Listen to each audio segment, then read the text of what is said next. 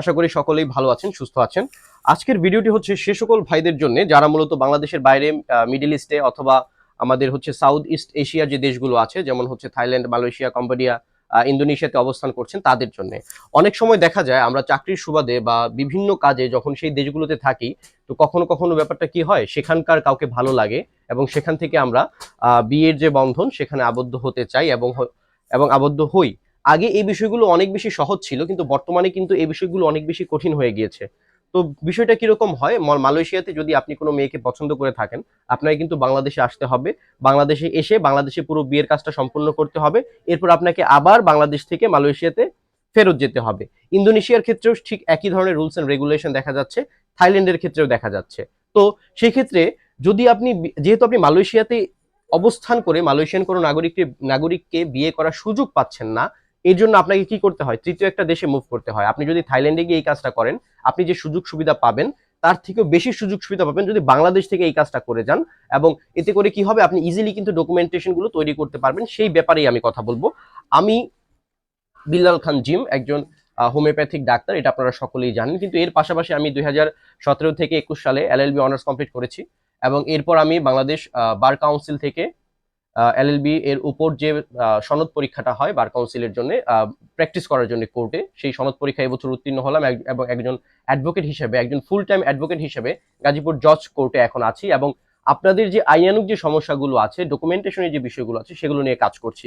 তো তারই ধারাবাহিকতায় একজন আমার সাথে যোগাযোগ করেছে যে ভাই, আমি তো আসলে মালয়েশিয়ার একটা মেয়েকে পছন্দ করি, বিয়ে করেছি, কিন্তু মালয়েশিয়ান গভর্নমেন্ট তো এই বিষয়টা মানছে না। তো সেক্ষেত্রে আমাকে বলছে যে বাংলাদেশ থেকে বিয়ে করে সেগুলো ফরেন মিনিস্ট্রি থেকে, ল মিনিস্ট্রি থেকে এবং একজন হচ্ছে সিনিয়র জুডিশিয়াল ম্যাজিস্ট্রেটকে দিয়ে সত্যায়িত করে তারপর দেশে মালয়েশিয়াতে আবার ফেরত যাওয়ার জন্য। এর জন্য আমি এবং আমার ওয়াইফ উভয়ই বাংলাদেশে চলে এসেছি, বাকি কাজটুকু আপনি করে দেন। তো তারই ধারাবাহিকতা আমি চিন্তা করলাম যে এই ঘটনা তো অহরহ আমাদের ঘটে।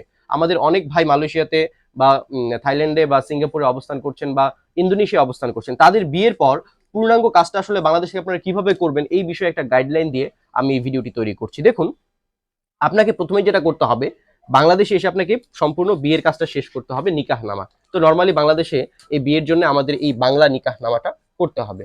তো নিকাহনামা করার পর এটাকে আমরা কি করব, এভাবে ইংরেজিতে ট্রান্সলেট করে নেব। ইংরেজিতে ট্রান্সলেট করে নেওয়ার পর আমরা একটা ম্যারেজ সার্টিফিকেট তৈরি করব। ঠিক আছে, ম্যারেজ সার্টিফিকেটটা যখন আমাদের হয়ে যাবে, তারপর আমরা এইটা হচ্ছে যে এই যে ম্যারেজ সার্টিফিকেট সেটাকে নোটারি করে নেব। তাহলে আমাদের এই কাজটুকু শেষ। এবং এরপর আমাদের করতে হবে কি, এরপর আমাদের যেই কাজটা করতে হবে সেটা হচ্ছে, আমি একটু ছেলে মেয়ের ছবি যাতে দেখা না যায় এর জন্য একটু দেখাচ্ছি। এই যে আমরা কি করলাম, একটা এফিডেভিট করলাম, আমরা হচ্ছে কি কোর্ট ম্যারেজের একটা এফিডেভিট করলাম। তাহলে এইটুকু হচ্ছে আমাদের কাজ। এভাবে আমাদের এই ডকুমেন্টেশন গুলো শেষ হয়ে যাবে। কিন্তু এর পরের কাজটাই হচ্ছে আমাদের মূল কাজ। সেটা কি, আমাদেরকে এটাকে ফরেন মিনিস্ট্রি থেকে এবং হচ্ছে যে ল মিনিস্ট্রি আছে সেখান থেকে এফিডেভিট করতে হবে। নর্মালি কোর্টে যখন এফিডেভিটের কাজটা শেষ করব কোর্টে, এরপর আমরা কি করব, এই দেখুন, আমি কিন্তু একজন সিনিয়র জুডিশিয়াল ম্যাজিস্ট্রেটকে দিয়ে এটা কি করেছি, সত্যায়িত করেছি।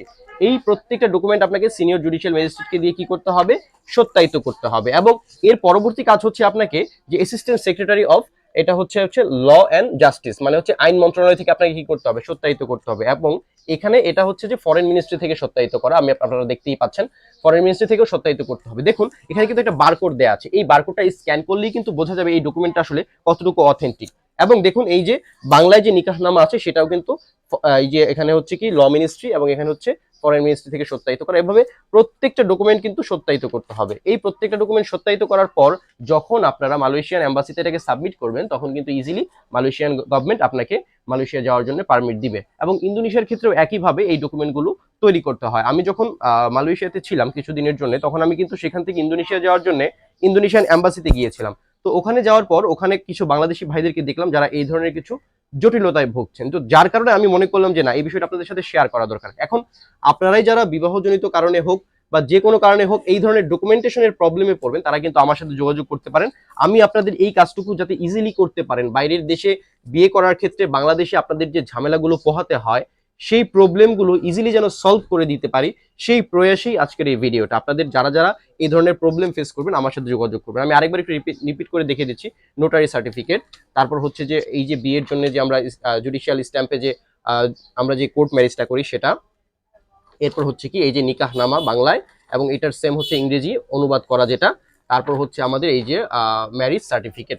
তাহলে এই 5টা ডকুমেন্ট আমাদেরকে মূলত বাংলাদেশ থেকে তৈরি করে নিয়ে যেতে হবে, এটা হচ্ছে আমাদের কাজ। যাই হোক, আজকের ভিডিও এ পর্যন্তই। কারো যদি কোনো প্রশ্ন থাকে অবশ্যই আমাকে কমেন্ট বক্সে জানাবেন, এবং আমার ফোন নাম্বার দেওয়া থাকবে, প্রয়োজনে আপনারা আমার সাথে ফোনে যোগাযোগ করতে পারেন বা আমার সাথে ফেসবুকে অ্যাড হয়ে থাকবেন। এতে করে আপনাদের আইরানুক যে কোনো সমস্যার সমাধান দিতে আমি সর্বোচ্চ চেষ্টা করব।